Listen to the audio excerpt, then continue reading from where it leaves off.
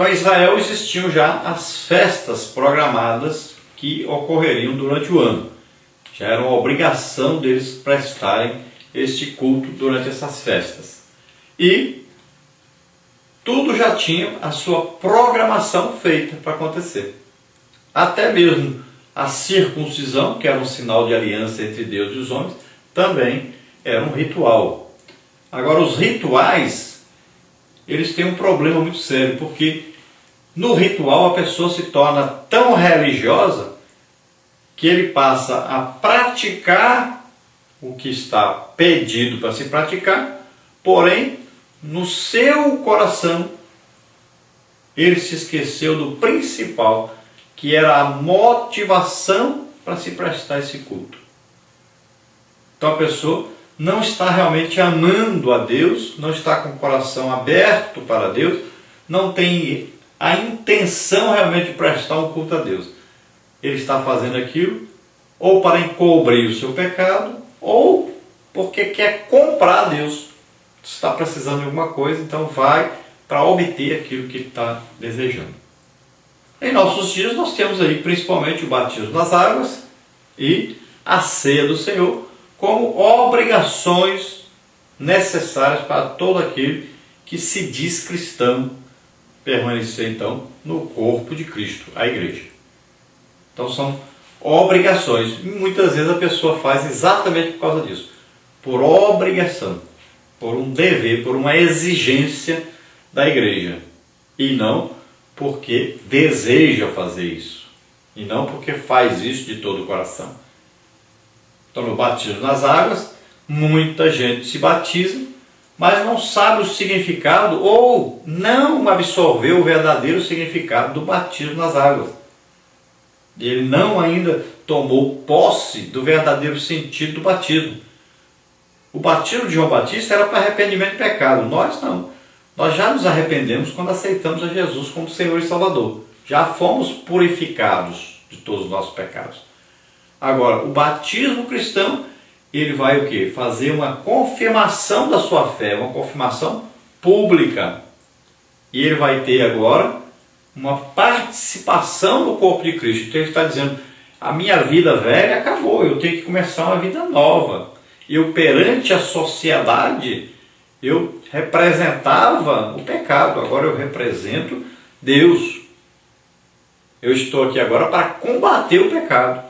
Então eu estou fazendo agora uma decisão de participar do corpo de Cristo, do exército de Deus na terra. E temos a ceia. A ceia que muita gente só participa porque no dia da ceia vai lá e faz uma reconciliação. Mas está vivendo em pecado, está com a vida toda atrapalhada. Então as pessoas não têm o real sentido das coisas e fazem por religião apenas.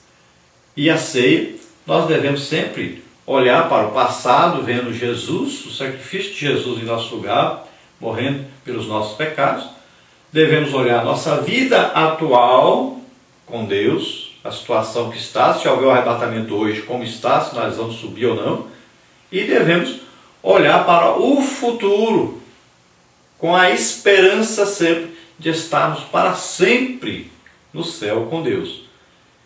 Então, a ceia deve ser uma coisa repensada na igreja, porque está ocorrendo a ceia às pressas. Nós fazemos a ceia assim, fazemos o culto normal, como sempre fazemos, e deixamos aí meia hora, 20 minutos para fazer a ceia, correndo feito doido, sem o povo ter um real ensino do que é a ceia, do significado da ceia, sem o povo ter a devida reverência com essa ceia.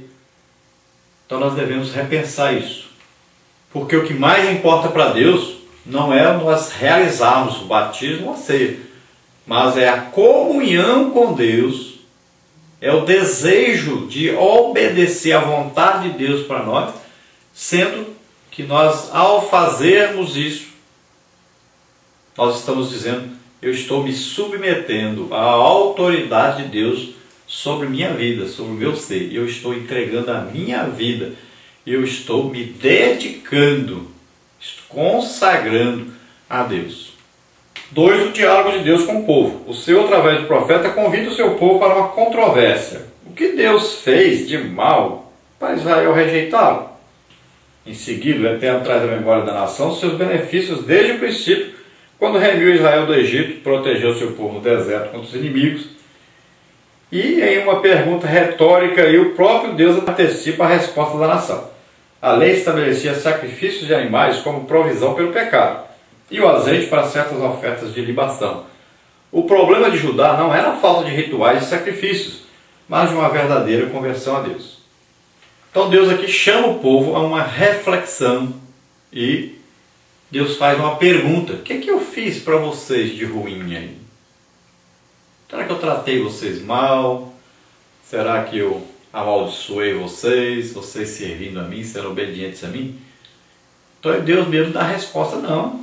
Pelo contrário, eu tirei vocês lá do Egito, dei uma terra que manda leite e mel, abençoei vocês, tratei de vocês no deserto, livrei vocês aqui de tantos inimigos, só fiz o bem para vocês. Por que vocês me tratam assim? Por que vocês vão atrás de ídolos? Por quê? Qual a necessidade que vocês têm de ídolos?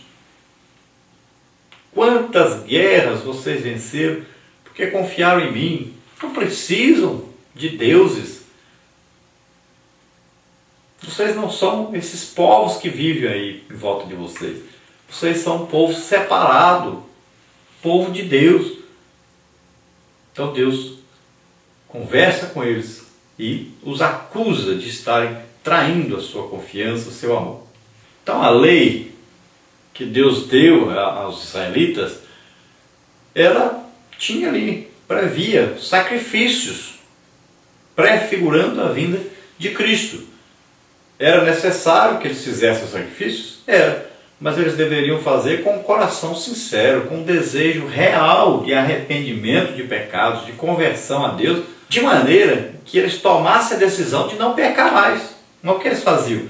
Faziam o sacrifício, pecavam, faziam o sacrifício, pecavam de novo. Sempre cometendo os mesmos pecados, vivendo na idolatria, na injustiça social, massacrando os pobres e oferecendo sacrifício. 3. Aí o sacrifício humano. Oferecer o primogênito pela transgressão e o fruto do ventre pelo pecado era sinal de completo desatino do povo. A lei de Moisés condena tal prática sob pena de morte, e em todo Israel era repulsa nacional. Esse tipo de sacrifício só foi praticado por aqueles que em todo Israel e Judá apostataram-se da fé. Todos estavam dispostos a oferecer até mesmo o que Deus nunca exigiu deles, menos o essencial, sincero arrependimento e mudança de vida. Então o que Deus desejava que eles fizessem? Tivessem um real arrependimento de seus pecados, uma mudança de vida. Mas o que eles faziam? Eles faziam sacrifícios para cobrir os seus pecados e inventavam até novos sacrifícios maiores. Então eles tinham já uma acusação tão grande dentro deles, dizendo que não adiantava eles oferecer aquele sacrifício, porque eles não estavam se arrependendo. Então o que eles faziam? Vou inventar um sacrifício maior ainda, vou fazer uma coisa, e uma coisa terrível, eu vou oferecer meu próprio filho, que aí Deus vai me perdoar, mas eu vou continuar pecando, mas eu oferecendo meu filho, não tem problema. Muita gente faz isso, inventa até sacrifício que Deus nunca exigiu, nunca pediu, nunca quis, mas ele inventa. Tem gente aí que se bate, se machuca todinho, né? Tem gente que anda aí de joelho, sobe escada de joelho, não sei o que, faz tanta coisa de doido, de louco mesmo, achando que está fazendo alguma coisa para Deus. E Deus nunca pediu isso, nunca desejou que a pessoa fizesse isso. Então o que Deus quer mesmo é o arrependimento e a mudança de vida. Parte 4, o grande mandamento. Então vemos aí, tópico 1, a vontade de Deus. Tópico 2, o sumário de toda a lei. Então, número 1, a vontade de Deus. O estilo de vida que agrada a Deus foi comunicado ao povo desde Moisés. Portanto, toda a nação tinha o dever de conhecê-lo. Daí, o porquê da indagação do profeta. Mas ninguém estava interessado nisso. O povo preferia tirar proveito da prática das injustiças sociais, esperando que o mero ritual do sacrifício fosse suficiente para auto-justificar-se diante de Deus.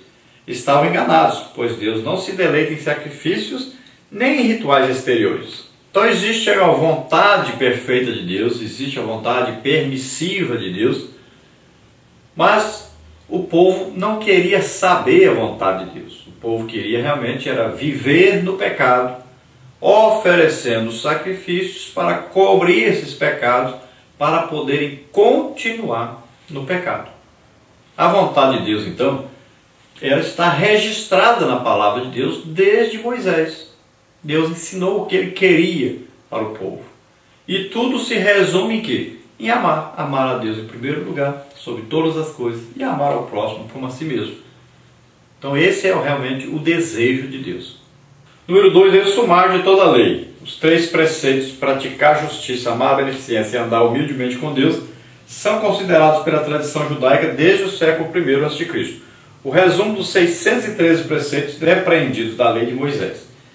Essa é vista por muitos como a maior declaração do Antigo Testamento. Os 2 primeiros preceitos falam do compromisso horizontal com o nosso próximo e o terceiro de compromisso vertical com Deus. Isso vale para todos os seres humanos e é paralelo ao ensino de Jesus. Amar a Deus acima de todas as coisas e ao próximo como a nós mesmos. Veja Mateus 22, 37 a 40. Então você veja aí os 3 preceitos. Praticar a justiça, amar a beneficência e andar humildemente com Deus. Esses 2 primeiros aí, praticar a justiça e amar a beneficência, tem a ver com a nossa relação com as outras pessoas. Então, é um relacionamento horizontal. E quando fala aí andar humildemente com Deus, fala então do nosso relacionamento com Deus, então um relacionamento vertical, ou seja, de cima para baixo, Deus conosco, e deve haver uma resposta de baixo para cima, nós com Deus. Então vamos ver aí Miqueias 6:8, que diz o seguinte: Ele te declarou, ó homem, o que é bom. Que é o que o Senhor pede de ti, senão que pratiques a justiça e ames a benignidade e andes humildemente com o teu Deus. Então isso que falou o profeta Miqueias. Vamos ver o que Jesus falou sobre isso em Mateus 22, 37 a 40. E Jesus disse-lhe: Amarás o Senhor teu Deus de todo o teu coração, de toda a tua alma e de todo o teu pensamento. Este é o primeiro e grande mandamento. E o segundo semelhante a este é: amarás o teu próximo como a ti mesmo. Destes 2 mandamentos dependem toda a lei e os profetas. Então Jesus falou isso em resposta a um doutor da lei, que lhe perguntou qual era o mais importante mandamento. Então Jesus deu um resumo de toda a lei e os profetas, de tudo que eles ensinaram, qual era realmente o desejo de Deus. Então amar a Deus sobre todas as coisas e ao próximo como a si mesmo. Ou seja, um relacionamento vertical do homem com Deus e um relacionamento horizontal do homem com outros homens.